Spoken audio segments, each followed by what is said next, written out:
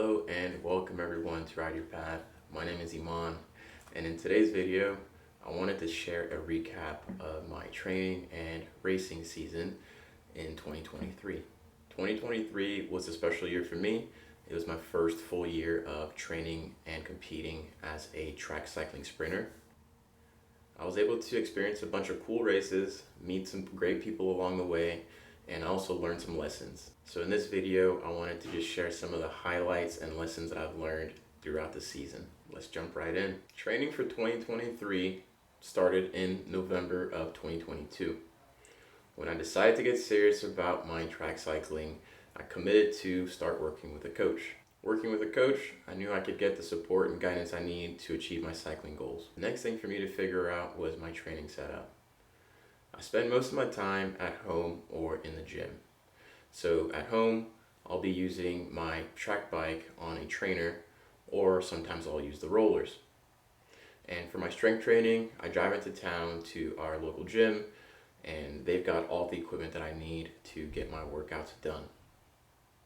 The closest track to me is about an hour and a half away, and so I don't make it out there as often as I'd like, but maybe once a week, sometimes twice, I would drive to the track for any track-specific drills or workouts.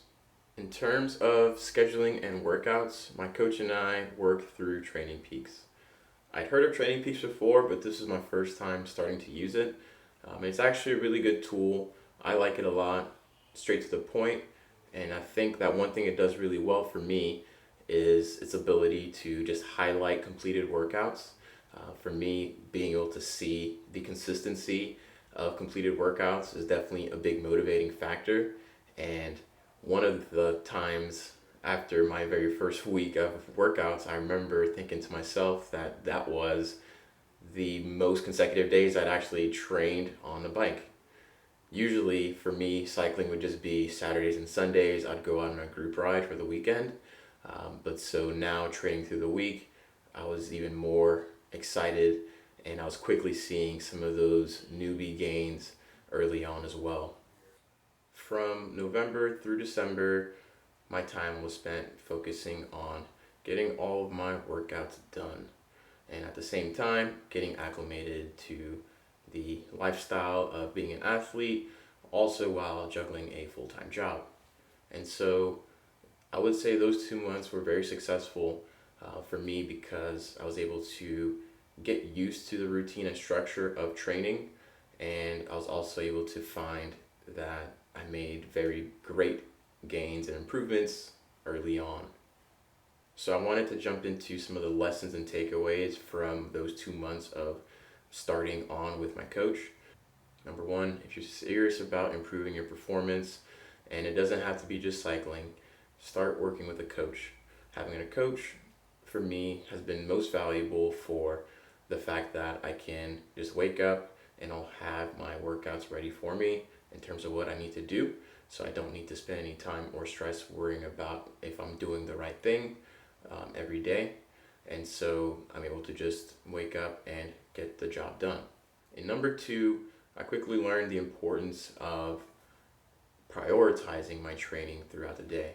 So again, with balancing the training and work and other activities, it became more crucial for me to schedule in my training time. Otherwise, I could easily miss a workout if I wasn't diligent or intentional with my time.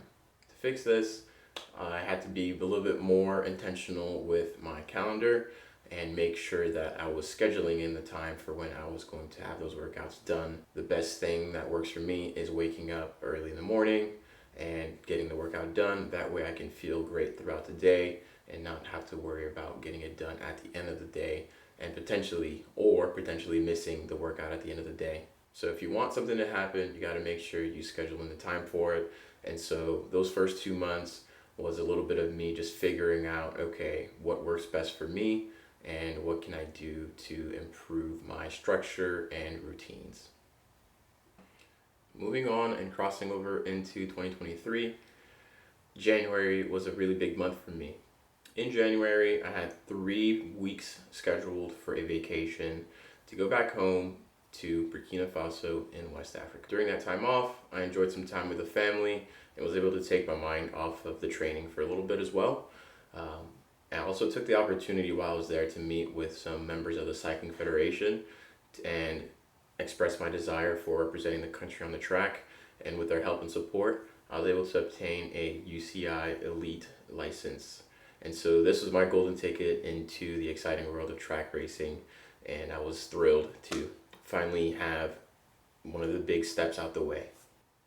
So the takeaway I have to share for that month is that I was able to quickly recognize the importance of long-term physical and mental recovery. I was worried initially that I'd be losing all of my fitness and improvements that I'd made over the last 2 months, but I was wrong. Instead, when I did come back, I was much more motivated to get back into training, and I also felt even stronger.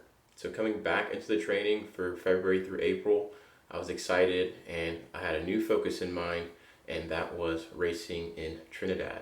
At the end of April, 3 other riders that work with the same coach as I do and myself got together and took a trip to Trinidad for a UCI Class 2 race. Actually, it was 2 races over 4 days, 2 days each. And so those were the Speed Paradise GP and the Carnival Speed GP. My time in Trinidad was quite special to me because I was able to overcome several different first-time challenges. For one, it was my first UCI race. Second, it was my first time flying with my bike, so learning how to take it apart and making sure it got there safely was also important. Third, it was my first time racing on an indoor 250 track, and that was very much different than the 333 outdoors that I've been used to. With all those factors involved, my main focus for those races were to stay safe and race to learn while getting as much experience as I could. What I really enjoyed the most was being able to meet and see some of these other riders that I've seen on TV or on YouTube that are often racing at the top levels of the sport. So sharing a track with them was quite special and reminded me that, hey, they're people too, and with some work, that could possibly be me one day. Off the track, we also had a great time. We were able to enjoy the beach, enjoy great food, and the people were also very warm and hospitable, so I really appreciated that the most. I'd say that one of my takeaways from racing in Trinidad is that in order to get the best out of yourself, it's important to always try to surround yourself with people that are doing better than you. After seeing the level of competition that was there, the ceiling of what was possible for me was raised, and so that definitely allowed me to believe in myself a little bit more and trust that with some more time and effort, anything is possible. So after coming back home from those races, my eyes were set on the next target, which was the series of races in T-Town that summer, the T-Town Summer Games. In June, T-Town hosted a block of UCI races, and the race that I was able to take part in was the Super Week, which was from June 14th through June 19th. Despite not having received some of the rankings I was looking for, I was still able to accomplish some personal bests and also get some good race experience with some of the other riders. And so for me, that week of racing was productive and it was successful as well. And I think that one of the takeaways from that week of racing was just a reminder to myself that it's not always going to be PRs anytime that I go to a race or anytime that I get on the bike. And so it's a matter of being patient and just being able to focus on the inputs I can control, which are, of course, continuing to be patient and continuing to put in all the efforts that I can in my training and stay positive. And so I do remember that leaving that race and feeling a little bit bummed about not having qualified for the sprint tournament, but that doesn't mean that there wasn't any positive results from racing in T-Town. So after T-Town, let's see, I was able to come back home, and there was a little bit of time until the next race, which was another travel race, and this one was the Vision GP in Seattle, Washington. And so that took place on July 21st and 22nd. So a little bit shorter time frame, just a weekend of racing. And I was also, again, joined by 2 of the other riders that also have the same coach. And we made the most of this trip I had a blast. It was a good time to be able to go visit Seattle in a very beautiful state. And the community out there was definitely very vibrant. So they've definitely done all the right things over there at that track, and that is the Jerry Baker Velodrome. And so whenever we were able to make our way up there, um, I had a little bit more experience at this time of, okay, racing some of these other international riders. And so I did recognize some of the riders that were out there. So it was good to see some people and some faces from T-Town. And so again, did not qualify for the sprint tournament, but was able to still put out a good 200. And then I did get a good load of Kieran experience this time, and I think I got some better results up at this point than it previously at T-Town or in Trinidad. And so my confidence was certainly building up in that race. And then they also did host a couple of other little fun races that I definitely recommend. If you're ever considering racing at Jerry Baker, especially for the Vision GP, definitely do it. It was just a very fun race. It's not a UCI race, but it was just hosted by USA Cycling, and so overall that race as well was very productive and successful for me. And I really also enjoyed just being able to experience that community that was out there. Because again, they certainly do have a special track, and the people that are out there riding it as well definitely gets you excited for what is possible in track cycling, especially here in the United States. And so, just right after my time at the Vision GP, flew back home. Well, not quite home. Flew back to Texas, and just a couple days after that, on a Tuesday night race. At the Alkek Velodrome, there was a sprint night. So I stuck around and I took part in that race. And I do remember one big thing that happened that night. On that Tuesday night racing in Houston, I remember when I was going through and getting set up for the event, warming up and doing everything that I could, I felt a lot less nervous than I felt in the past before. And of course, I believe this is really just because of after a weekend of some very fast competitive racing, coming back to Houston, this was a little bit more, I had a little bit more confidence in racing that field. And so when I raced that night, I was able to win my first place finish. And so that was really exciting. I remember that throughout all the races, I just had this feeling of, okay, I've been racing fast the whole past weekend against some really tough competition, and so this competition here is gonna be, it's not gonna be as tough for me. So just that feeling I remember very distinctly. I was able to sort of kind of remove a governor, I guess you could say, that I feel was really throttling my capacities before. And so whenever they say, sports performance is really a mental thing, I was really able to experience it in that moment on that night. And that's one of my takeaways there, that the racing is just as much of a mental game as much as it is physical.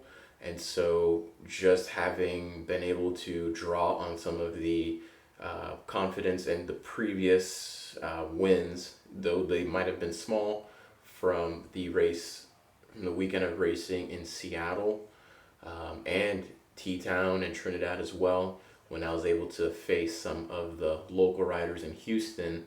I was able to walk in there with being more sure of my skills and be able to deliver a much higher performance than I'd really thought of than I thought I could do before. So so that was a very interesting moment, because again, like I said, that was just, it kind of opened it up to me that the mental aspect going into the race is always important. And moving on to the last big calendar event of the year, this was the Alkek match sprint championship and time trials. And so this took place Labor Day weekend in 2023. And so this is a race I was looking forward to for all year because I did want to be able to have some of that confidence from the other UCI races and racing in Seattle to be able to bring into this race and to dominate and have a good result. I think in the match sprints came out second place, and so I was very pleased with that performance and how the races went as well. The time trials also were pretty good results. I don't have all those times with me right away, but I do remember being happy with how all of that went. And so that was the race that I'd set my eyes on from the start of the season. And as time went on, when some of these other travel races came up and those opportunities were available to me, that's whenever I decided, hey, I'll use those UCI races kind of as a chance to get experience again and just to be able to continue refining my skills. And I remember for preparation of the match sprint championships that Labor Day weekend, one of the things that was a lesson or a big takeaway for me at that point is the intensity in which I was training for those last couple of weeks leading up into that championship race. I noticed was much higher than in the past. And I think that maybe we can all relate to this, but whenever you've got an idea of something being your last effort, your last chance to kind of show something, show up or perform, that's when we usually tend to do our best. And so I found that my workouts, I was really just putting a lot more intentionality and effort into them because, again, this was going to be the last race on my calendar. And so one of the things that I reminded myself, or that I was asking myself, is like, oh, hey, why didn't I keep this sort of intensity up all throughout the year with make every single workout seem like it's the last for the season? And so that's one of the things that's still with me today is that when I do train now, when I get ready for an effort on the bike at home, I do think about that feeling that I had, that maybe a little bit of like regret of like, hey, you could have been going this hard much sooner and you would have gotten better results. And so now every day I do try to tap into that and make sure that each day counts and that I hit every effort, every rep with as much intensity as I can and train like it's going to be the last training session before a championship. If you made it this far, I would definitely want to say thank you for your attention, tuning in and listening into me sharing my racing and training experiences. And what I wanted to do is just kind of recap and rattle off some of those points that I had shared. And so from the beginning, number one, if you're serious about your performance, hire a coach. That's going to be probably the single biggest game changer for your performance. And so I definitely recommend you doing that. For me, I wish I would have started sooner. And so next thing is recognize the importance of prioritizing your training. And so whatever other activities you got to balance in life, whether it's work or family, just make sure that you take the time and understand exactly when you're going to train. And if you've got to sacrifice by making sure you get to bed early so you can wake up early, then do that. Find what works best for you and make sure you make the time for it. Otherwise, your training is going to slip. 3, recognize the importance of that physical and mental rest. You probably need it more than you know, and it's okay. You won't lose all of your improvements, and so don't be afraid to take a break sometimes. To get the best out of yourself, surround yourself with other people doing better than you. And so whenever you are able to see other people doing what you're dreaming of, it makes it very real, and you can start believing in something that maybe you hadn't once quite known what it looked like or what it would take to get there. And so being around some of those other people will certainly reinforce that belief within you. be patient, control the inputs. Putting the efforts in is important, and being patient and understanding that not every single time you get on the bike is going to be a personal record. And so some days are going to be better than others. And so just continue controlling what you can, and let the outcomes speak for themselves. And so next, always be mindful of the mental aspect of the racing. It's not always just purely physical. And so having a mental edge is could be the key to get you across that finish line. Lastly, treat every workout as if it were your last workout before a championship. And so that's really all about just, bringing the focus and energy as much as you can into all of your efforts all throughout the year, and not just at the end whenever it matters most, because by then it might be a little too late.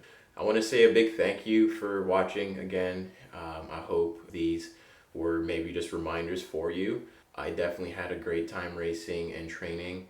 I'm looking forward to a successful 2024. I hope to keep you all updated as well. So thank you for joining today. Wishing you all a blessed day. Take care. Bye-bye.